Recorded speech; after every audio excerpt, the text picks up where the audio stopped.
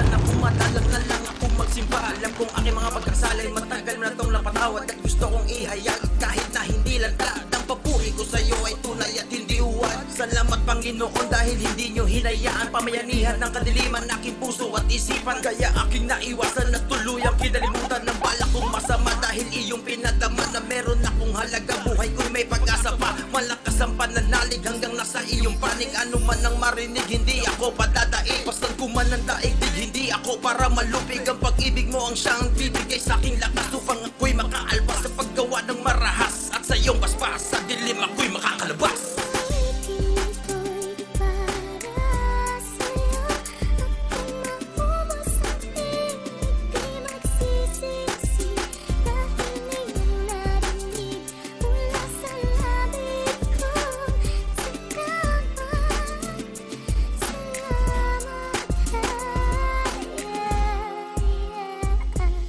Kay Cesar at kay Hermes, salamat ng marami. Sila ang nag-alaga at sa'kin nagpalaki. Binigay nyo ang lahat ng luho at pagmamahal, hanggang sa humantong na ang mukha ko ay kumapal. At habang tumatagal ay lalo pang lumalala ang hatid na problema, kayo ang lumulutas. Gaano man tong kalala, hinahanapan nyo ng lunas. Sa akin nyo lang to dinanas mga grabeng pahirap ko. Kay saklap magkaroon ng kriswato na anak, kamunti kang mapahamak dahil sa pagbabatak. At kapag ako'y hinahamak, kayo ay napapahiya. Pero hindi nagsasawa na sa'kin ay sumuporta sa aking paglalakbay. Kayo'y laging gumagabay, pero hindi habang buhay pwede kayong gumabay. Kung nasan man kayo, nais kong inyong malaman, minamahal kayo ni Chris Kalaman.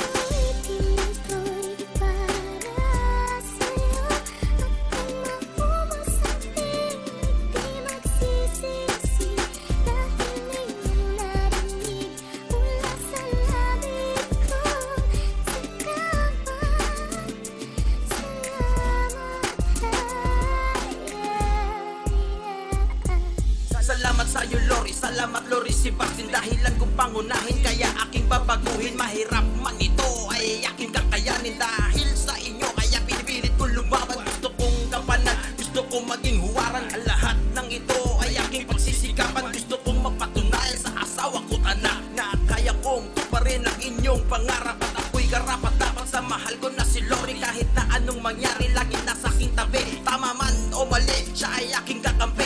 Minsan ay nagtitimpe, ang galit ay kinukuble. Lori, sorry talaga at salamat sa lahat. Ikaw ang dahilan ng sinulat ko na rap. At pangako ko sa Diyos, ikaw ay dadamayan. Ipaglalaban ka hanggang sa kamatayan.